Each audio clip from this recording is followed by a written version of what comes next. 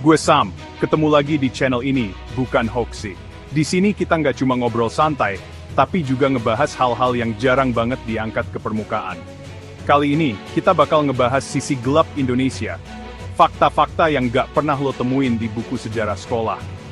Cerita-cerita yang selama ini disembunyikan, atau mungkin sengaja dilupakan. Ini bukan dongeng sebelum tidur bro. Bukan juga cerita buat menakut-nakuti, tapi realita yang harus kita tahu bareng-bareng. Ini kenyataan yang kadang bikin lo kaget, marah, atau sedih. Kadang lo bakal ngerasa nggak percaya sama apa yang pernah terjadi di negeri sendiri. Sejarah itu penting, dan banyak dari lo pasti belum tahu soal kejadian-kejadian ini. Kita harus belajar dari masa lalu supaya nggak jatuh ke lubang yang sama. Sekarang waktunya kita buka mata dan pikiran. Siap buat dengerin fakta-fakta kelam yang bakal ngebuka wawasan lo? Yuk, kita mulai. Tahun 1965, Indonesia diguncang peristiwa yang masih jadi perdebatan sampai sekarang. Ratusan ribu orang dituduh PKI dan dibunuh tanpa proses hukum. Trauma dan ketakutan dari tragedi ini masih membekas, membentuk wajah Indonesia hari ini. Sampai sekarang, kebenaran tentang 1965 masih terkubur dalam-dalam. Tahun 2006, lumpur panas Lapindo di Sidoarjo tiba-tiba menyembur tanpa henti, menenggelamkan ribuan rumah dan lahan produktif dalam waktu singkat. Lumpur panas ini meluas begitu cepat, membuat warga panik dan tak sempat menyelamatkan banyak harta benda mereka. Akibatnya, puluhan ribu orang terpaksa kehilangan tempat tinggal, harus mengungsi, dan meninggalkan kehidupan yang sudah mereka bangun selama bertahun-tahun. Sampai sekarang, siapa yang benar-benar bertanggung jawab atas tragedi ini masih menjadi misteri besar. Banyak pihak saling tuding, namun kejelasan tak kunjung datang. Ada yang menyebut ini bencana alam yang tak terduga, tapi ada juga yang menuding kelalaian perusahaan sebagai penyebab utama. Perdebatan terus berlangsung di media dan masyarakat. Yang pasti, rakyat kecil menjadi korban utama, kehilangan rumah, pekerjaan, dan masa depan mereka. Banyak anak-anak harus tumbuh di pengungsian, tanpa kepastian.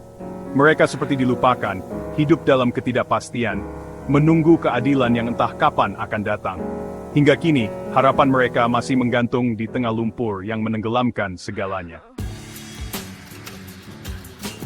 Timor Timur, sekarang Timor Leste, pernah jadi bagian Indonesia, tapi proses integrasinya penuh konflik berdarah. Ribuan orang tewas atau hilang, meninggalkan luka mendalam bagi kedua bangsa. Meski Timor Leste sudah merdeka, luka lama ini belum sembuh. Pengungkapan kebenaran dan rekonsiliasi masih jadi PR besar. Era Orde Baru dikenal stabil, tapi ada sisi gelap, Operasi Petrus, penembak misterius. Banyak orang tiba-tiba hilang, ditemukan tewas, pelakunya nggak pernah terungkap. Operasi Petrus jelas melanggar HAM, tapi tak pernah ada penyelidikan serius. Ketakutan dan teror jadi makanan sehari-hari. Ini kenyataan pahit yang pernah terjadi di Indonesia. Tahun 1984, Tanjung Priok jadi saksi kerusuhan berdarah akibat isu agama dan SARA. Puluhan orang tewas, dan tragedi ini jadi catatan kelam betapa mudahnya konflik SARA tersulut di Indonesia. Sampai sekarang, kasus ini masih menyisakan misteri dan kontroversi. Keadilan bagi korban dan keluarga masih jadi pertanyaan besar. Mei 1998, Indonesia diguncang kerusuhan besar akibat krisis ekonomi dan penembakan mahasiswa Trisakti.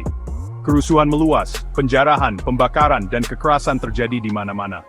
Etnis Tionghoa jadi sasaran amuk massa, meninggalkan luka mendalam. Kerusuhan ini menjatuhkan Orde Baru, tapi para dalangnya masih bebas. Luka dan trauma masih membekas sampai hari ini.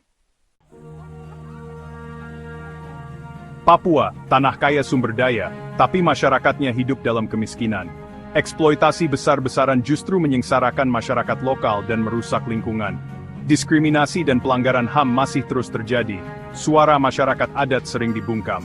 Papua, surga yang terluka, masih menanti keadilan. Gimana bro? Masih kuat?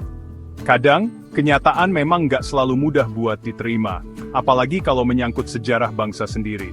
Tapi justru dari situ, kita bisa belajar banyak hal penting yang mungkin selama ini nggak pernah kita sadari. Fakta-fakta ini memang berat, tapi harus kita hadapi. Dengan tahu kebenarannya, kita bisa lebih bijak dalam melangkah ke depan, dan gak gampang terjebak hoax atau manipulasi. Sejarah kelam Indonesia harus jadi pelajaran biar gak terulang lagi. Setiap peristiwa, sekecil apapun, punya makna yang bisa jadi bekal buat generasi kita dan generasi berikutnya. Dari semua fakta tadi, mana yang paling bikin lo kaget? Atau mungkin ada cerita lain yang pernah lo dengar dan pengen lo bagi ke kita semua?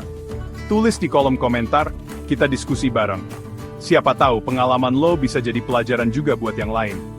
Jangan lupa, like, subscribe, dan aktifkan lonceng notifikasi, biar nggak ketinggalan video berikutnya. Dukungan kalian bikin gua makin semangat bikin konten yang bermanfaat. Terima kasih sudah nonton, sampai jumpa di Bukan Hoaxy.